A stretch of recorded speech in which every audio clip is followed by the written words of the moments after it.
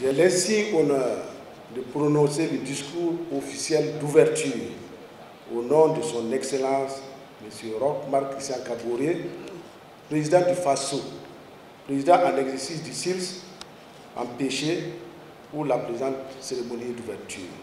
Cette conférence est organisée par le SILS en collaboration avec l'UEMOA, la CEDEAO, le G5 Sahel, la FAO et le gouvernement burkinabé. Je salue la mobilisation de tous ces acteurs pour l'organisation de cet important événement. Mesdames et messieurs, c'est en ma qualité de président en exercice du SILS que j'ai inscrit la tenue de cet événement dans les priorités de notre organisation sous-régionale, compte tenu de son importance pour le développement du secteur agricole au Sahel et en Afrique de l'Ouest. En effet, la chenille légionnaire d'automne, un insecte nuisible très invasif, apparu en Afrique depuis maintenant 3 ans, n'a cessé d'étendre son aire de répartition, touchant ainsi tous les pays au sud du Sahara.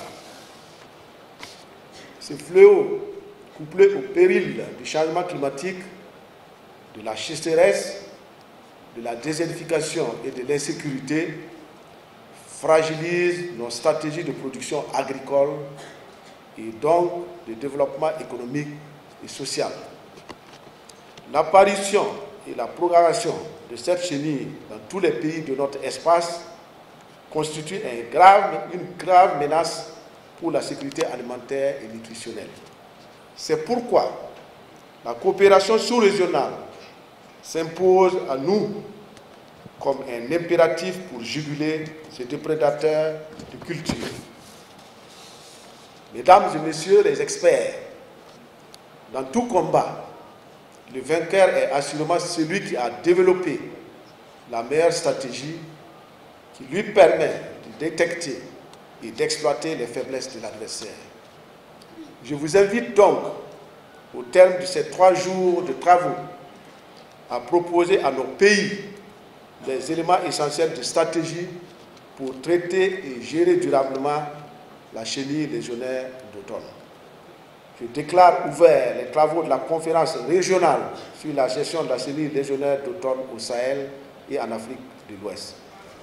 La conférence d'aujourd'hui montre que tous les fléaux qui assaillent notre région ne peuvent être vaincus que si on se donne la main pour mutualiser les moyens afin de combattre ces fléaux.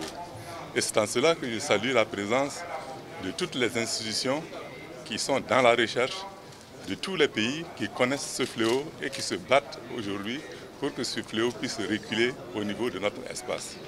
Je voudrais profiter de l'occasion aussi pour saluer la grande contribution des institutions internationales qui appuient le SILS et qui appuient nos pays pour lutter contre ce fléau et faire en sorte que nous puissions atteindre l'autosuffisance alimentaire au grand bénéfice des populations de notre région.